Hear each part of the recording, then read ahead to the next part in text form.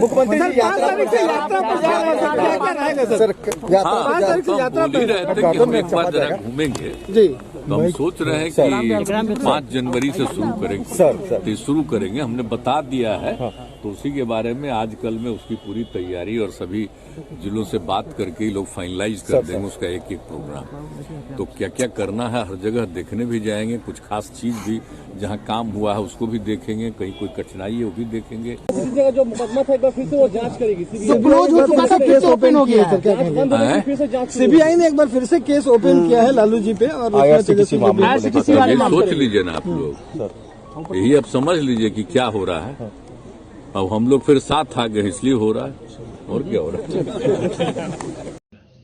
नीतीश कुमार के लिए 250 करोड़ रुपए से ज्यादा की लागत का 12 सीटर जेट प्लेन खरीदने का निर्णय मंत्री परिषद ने कल लिया है।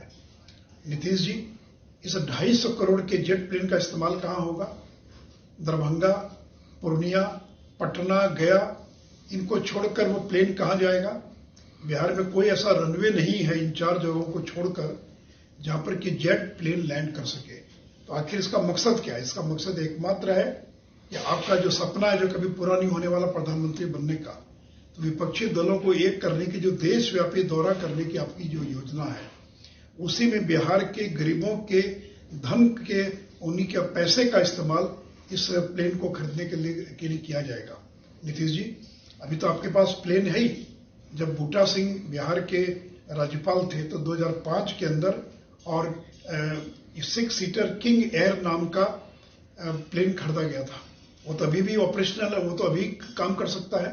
अगर जाना तो उसी का इस्तेमाल कीजिए। 250 करोड़ का क्यों इस्तेमाल करेंगे? फिर जाएंगे कहाँ? बिहार में तो कहीं जेट प्लेन उतरने लायक जगह ही नहीं 4 जगहों को छोड़कर। तो इसलिए अपने सपने को पूरा करने के लिए बिहार की जनता के पैसे का दुरुपयोग मत कीजिए। और फिर करें कि हेलीकॉप्टर खरीदेंगे। अरे भाई, आज के जमाने में कोई हेलीकॉप्टर प्लेन खरीदता है क्या? अब तो किराए पर मिलता है, उसका मेंटेनेंस, जो पायलट है उसका वेतन, इन सारी चीजों का जो व्यय है वो कंपनी करती है। तो खरीदने से ज्यादा सस्ता पड़ता है किराए पर लेना। 5 साल तक तो आपने किराए पर लेकर काम चलाया। अब आप क्यों खरीद रहे हैं? कि अपने उत्तराधिकारी को गिफ्ट देने के लिए आप इन चीजों की खरीद कर रहे हैं। और ये 2 हेलीकॉप्टर तो सत्येंद्र बाबू ने खरीदा था जब 1989 के अंदर वो बिहार के मुख्यमंत्री थे। तो इसलिए नीतीश जी, आप पुनर्विचार कीजिए और सरकारी धन का दुरुपयोग, सरकारी पैसे का दुरुपयोग अपने राजनीतिक जो आपकी आकांक्षा है उसको पूरा करने में उसका इस्तेमाल। बिहार के मुख्यमंत्री नीतीश कुमार जी को भारतीय जनता पार्टी ने अपने कंधे पर बिठाकर उनका जयकारा भी लगाया और उनकी ये राजनीतिक हैसियत बनाई। इस हैसियत तक वजूद उनका स्थापित कर इस स्तर तक पहुंचाया।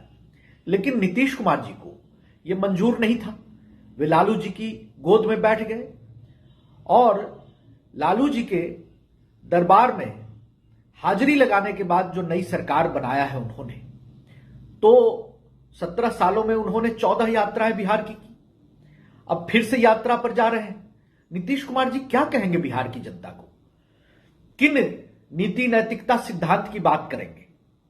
और छपरा के जहरीली शराब कांड में जो मृतक हैं 150-200 लोग, उनकी विधवाएं, उनके अनाथ बच्चे, मासूम बच्चे, वो भी न्याय की गुहार लगा रहे हैं।